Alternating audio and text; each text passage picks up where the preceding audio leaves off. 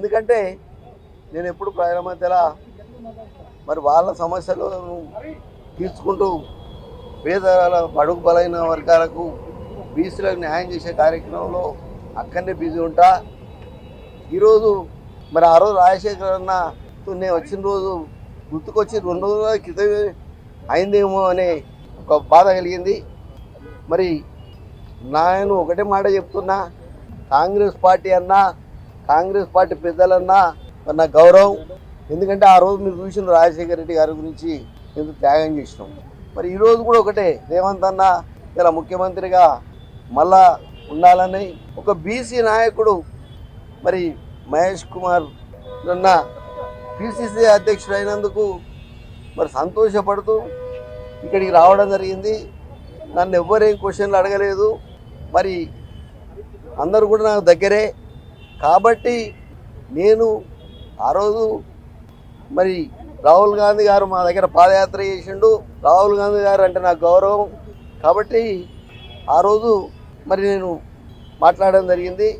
ఈరోజు కూడా సోనియా గాంధీ గారు అన్న ఇక రాహుల్ గాంధీ గారిని ప్రధానమంత్రి చేయాలనే మరి ఆ తపన నా దగ్గర ఉంది. కాబట్టి మీరు ఎవ్వరు కూడా దీన్ని వేరే విధంగా అర్థం చేసుకోవద్దు. ఎప్పుడు కాంగ్రెస్ అంటే గౌరవం, దయచేసి దీన్ని వేరే విధంగా చిత్రీకరించవద్దని మరి కోరుకుంటున్నాను. రాహుల్ గాంధీని ప్రధాని చేయాలనుకునే కొండా మురళి సొంత పార్టీ ఎమ్మెల్యేల మీద, సొంత పార్టీ నాయకుల మీద బహిరంగంగా కామెంట్లు చేయడం వల్ల అది ఎంతవరకు మంచిదనుకుంటున్నారు? మంచిదో చెడ్డదో అనేది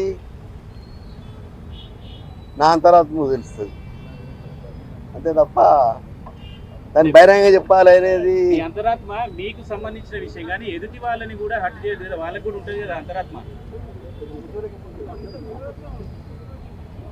అదేదో వివరణ వాళ్ళకి ఇవ్వడం జరిగింది. ఎవరికి? ఇలా మల్లు రవణకు చెప్పడం జరిగింది. పొంగులేటిని టార్గెట్ చేస్తూ ఒక అంశాన్ని ప్రస్తావించారు. ఆయన అలా మామ రాజకీయాల్లో లేకుండా నేను చేశాను కాబట్టి ఇప్పుడు మమ్మల్ని ఇబ్బంది. కొండా మురళి అంత బలహీనుడా? పొంగులేటి ఫోర్స్ చేస్తే కొండా మురళి రాజకీయంగా ఇబ్బంది పడేంత బలహీనుడా? నేను బలం ఎంత ఉన్నా అనేది మీకు తెలుసు, ఇలా ప్రజలకు తెలుసు, భారతదేశంలో ఉన్న ప్రతి ఒక్కరికి తెలుసు. దయచేసి నన్ను రెచ్చగొట్టకండి. నేను మొదలే చెప్తున్నా, నేను బలహీనుని కాదు, సాగుకు భయపడా. ఇంకా 4 బుల్లెట్లు ఉన్నాయి నా దాంట్లో. నేను అందుకే కొంచెం నీడకు వస్తారా అని అడిగినా. లేదు మేము మా మీడియా ఆయన చెప్పడం జరిగింది, అక్కనే పెట్టిండ్లన్నా ఎండైనా మీరు రండి అని. మీరు బలహీనులు కాదు, మీరు రెచ్చగొడితే రెచ్చిపోరు. కానీ పొంగులేటి శ్రీనివాసరెడ్డిని నియోజకవర్గంలో ఉన్నటువంటి ఎమ్మెల్యేలు అందరినీ ప్రస్తావిస్తూ వీళ్ళంతా ఇవన్నీ విషయాలు చేశారని చెప్పారు కదా. అసలు నాకు ఆ విషయమే తెలియదు. మరి మీరే సృష్టిస్తానేమో కానీ నాకు ఆ విషయం కూడా తెలియదు. ఒకటే మాట చెప్తున్నా మీకు, కాంగ్రెస్ పార్టీని గౌరవిస్తా అని చెప్తున్నా. రేపు పొద్దుటి రేవంత్ అన్న మరి కార్యకాలం సీఎం ఉండాలని కోరుకుంటున్నా. ఈయన బీసీ నాయకుడు మరి మహేష్ అన్న రేపు ఇంకా పదవులు రావాలని కోరుకుని గాంధీ భవన్కు రావడం జరిగింది.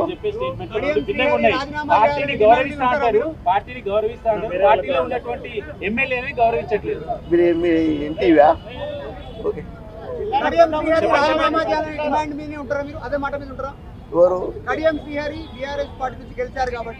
నేను రాజీనామా చేసిన, వాళ్ళు చేసుకుంటే చేసుకోవాలి. నేను మాత్రం రాజీనామా చేసి యునానిమస్గా భారతదేశంలో ఎమ్మెల్సీ ఎవరు గెలవలే, నేను ఒక్కనే యునానిమస్గా గెలిచిన. ఏ పార్టీ కూడా నామినేషన్ కూడా కనీసం వేయలేదు.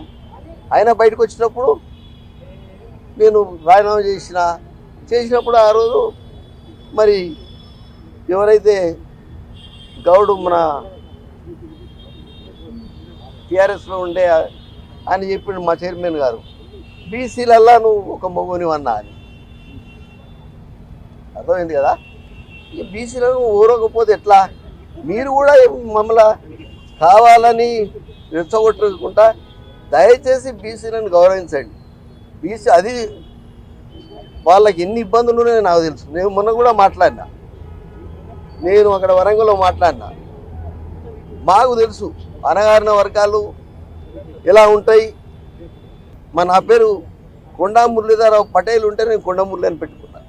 బీసీ కార్డుతోని ఇవన్నీ మాఫీ చేసుకునే ప్రయత్నం చేస్తా ఉన్నారు. నాకు మాఫీ మీకు ఒకటే చెప్తున్నా, ఫోటా కేసులో ట్రాడా కేసులకే నేను భయపడలే. దేనికి మాఫీ చేసుకున్నందుకు కాదు. కాంగ్రెస్ అంటే నా ప్రభావం తగ్గితే ఇంతెందుకు, మీరంతెందుకు రావాలి? మీరే చెప్పండి దయచేసి.